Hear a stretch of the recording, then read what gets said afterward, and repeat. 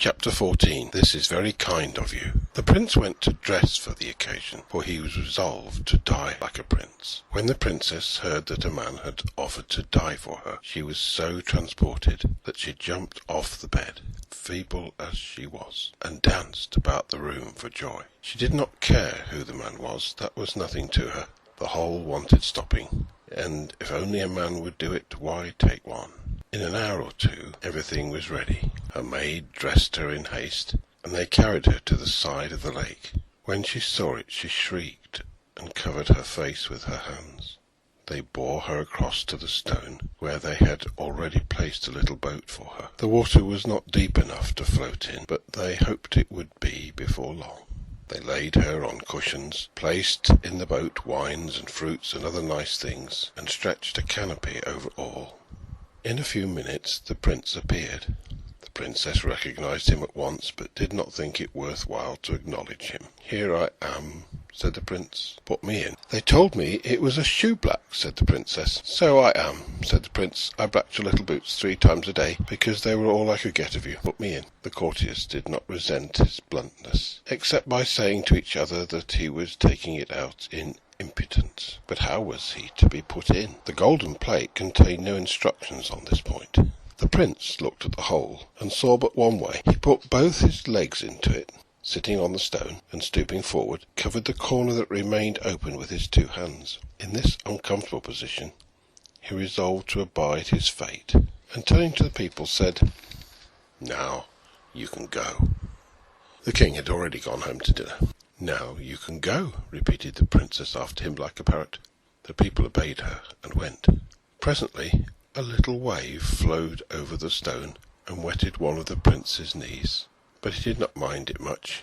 He began to sing, and the song he sang was this: "As a world that has no well, darting bright in forest dell, as a world without the gleam of the downward going stream, as a world without the glance of the ocean's fair expanse, as a world where never rain glittered on the sunny plain, such my heart thy world would be, if no love did flow in thee.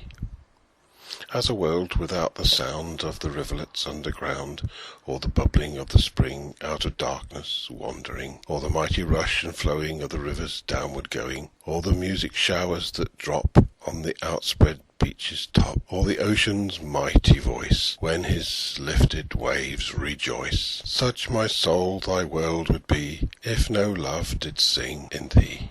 Lady, keep thy will's delight, keep the waters in thy sight. Love hath made me strong to go, for thy sake, to realms below. Where the waters shine and hum, through the darkness never come. Let, I pray, one thought of me spring a little well in thee, lest thy loveless soul be found like a dry and thirsty ground." "Sing again, prince, it makes it less tedious," said the princess. But the prince was too much overcome to sing any more, and a long pause followed. "This is very kind of you, prince," said the princess at last, quite coolly, as she lay in the boat with her eyes shut. "I'm sorry I can't return the compliment," thought the princess, "but you are worth dying for, after all." Again a wavelet, and another flowed over the stone, and wetted both the prince's knees, but he did not speak or move. 2, 3, 4 hours passed in this way, the princess apparently asleep, and the prince very patient. But he was much disappointed in his position, for he had none of the consolation he had hoped for. At last he could bear it no longer. "Princess!" said he. But at the moment up started the princess, crying, "I'm afloat! I'm afloat!" and the little boat bumped against the stone. "Princess," repeated the prince, encouraged by seeing her wide awake and looking eagerly at the water. "Well," said she, without looking round, "your papa promised that you should look at me, and you haven't looked at me once." "Did he? Then I suppose I must. But I am so sleepy." "Sleep then, darling, and don't mind me," said the poor prince. "Really, you are very good," replied the princess. "I think I will go to sleep again."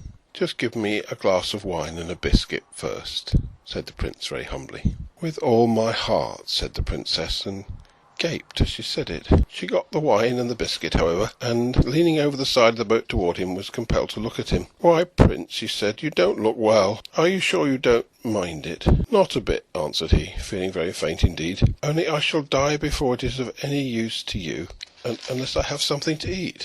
"There, then," said she, holding the wine out to him. "Ah, you must feed me. I dare not move my hands. The water would run away directly." "Good gracious," said the princess, and she began at once to feed him with bits of biscuit and sips of wine. As she fed him, he contrived to kiss the tips of her fingers now and then. She didn't seem to mind one way or the other, but the prince felt better. "Now, for your own sake, princess," said he, "I cannot let you go to sleep. You must sit and look at me, else I shall not be able to keep it up." "Well, I'll do anything I can to oblige you," answered she, with condescension, and sitting down, she didn't look at him, and kept looking at him with wonderful steadiness, considering all things.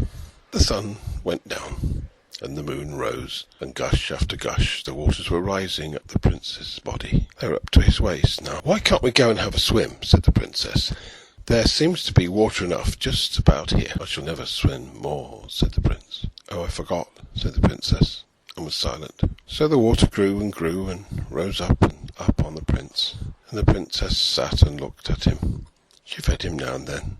The night wore on, the waters rose and rose. The moon rose likewise, higher and higher, and shone full on the face of the dying prince. The water was up to his neck. "Will you kiss me, princess?" said he, feebly. The nonchalance was all gone now. "Yes, I will," answered the princess, and kissed him with a long, sweet, cold kiss. "Now," said he, with a sigh of content, "I die happy." He did not speak again. The princess gave him some wine for the last time. He was past eating. Then she sat down again and looked at him. The water rose and rose. It touched his chin, it touched his lower lip, it touched between his lips. He shut them hard to keep it out. The princess began to feel strange. It touched his upper lip. He breathed through his nostrils. The princess looked wild. It covered his nostrils. Her eyes looked scared and shone strange in the moonlight. His head fell back, the water closed over it, and the bubbles of his last breath bubbled up through the water. The princess gave a shriek, and sprang into the lake. She laid hold first of one leg, and then of the other, and pulled and tugged, but she could not move either. She stopped to take breath that made her think that he could not get any breath. She was frantic. She got hold of him and held his head above the water, which was possible now. His hands were no longer on the hole, but it was of no use, for he was past breathing.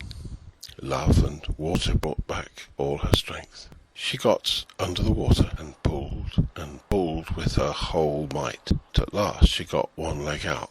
The other easily followed. How she got him into the boat she never could tell, but when she did, she fainted away. Coming to herself, she seized the oars, kept herself steady as best she could, and rowed, though she had never rowed before. Round rocks and over shallows and through mud. She rowed till she got to the landing stairs of the palace. By this time her people were on the shore, for they had heard her shriek. She made them carry the prince to her own room, and lay him in her bed, and light a fire, and send for the doctors. "But the lake, your highness," said the chamberlain, who, roused by the news, came in his nightcap. "Go and drown yourself in it," she said. This was the last rudeness of which the princess was ever guilty, and one must allow that she had good cause to feel provoked with the Lord Chamberlain. Had it been the king himself, he would have fared no better, but both he and the queen were fast asleep, and the chamberlain went back to his bed. Somehow the doctors never came. So the princess and her old nurse were left with the prince. But the old nurse was a wise woman, and knew what to do. They tried everything for a long time without success. The princess was nearly distracted between hope and fear, but she tried on and on, one thing after another, and everything over and over again. At last, when they'd all but given up, just as the sun rose, the prince opened his eyes.